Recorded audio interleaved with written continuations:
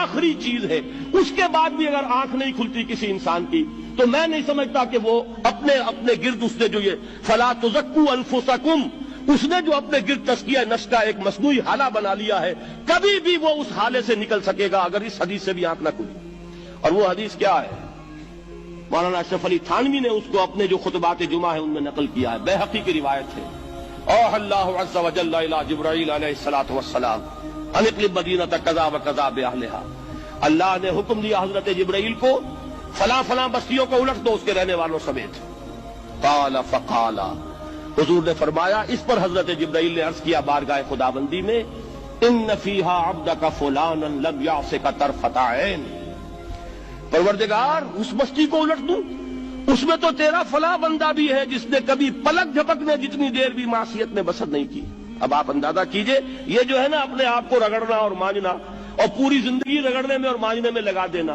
हम बात बुजुर्गों के तस्करे में सुनते हैं, इतने अल्लाह वाले थे, इतने अल्लाह वाले थे कि उनका घोड़ा भी कोई मशकूक दाना नहीं खाता था, और वो खुद जो है वो अंग्रेज की अदालत में बैठे हुए और अंग्रेज की नौकरी कर रहे थे। ये है वो मैक्रोस्कोपिक और माइक्रोस्कोपिक का अदम तवाज़ुन।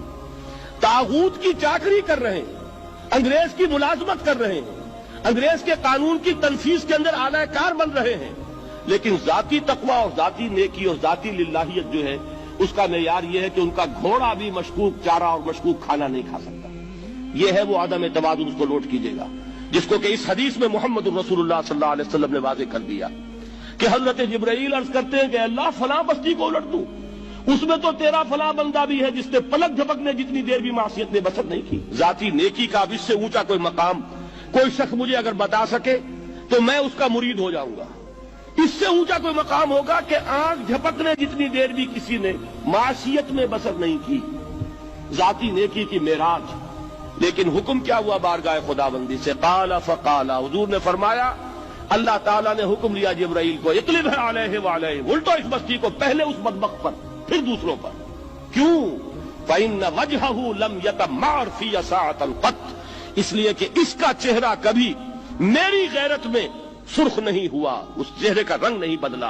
बेगैरत इंसान, बदियां फैलती रहीं, मेरे दीन को रौंदा जाता रहा, मेरी शरीयत की धज्जियां बिगड़ती रहीं, अवामिर का मजाक उड़ाया जाता रहा, नवाही के लिए दुनिया के अंदर जिन चीजों से मैंने रोका उसके लिए फलसफे तराशे गए, और ये लगा रहा मस्त रखो जिक्र फिक्र सुबह गाही में इसे, ये सिवाय जाती अपने उस इस्लाह के और जाती तकवा के और जाती नेकी के और जाती इबादत गुजारी के ये मैदान में नहीं आया, इसका खून नहीं खोला कभी, इसके चेहरे का रंग मुतगय्यर नहीं हुआ, लिहाजा ये दोहरा मुजरिम है। ये है वो तसव्वुर जो यहां पर नोट कीजिए।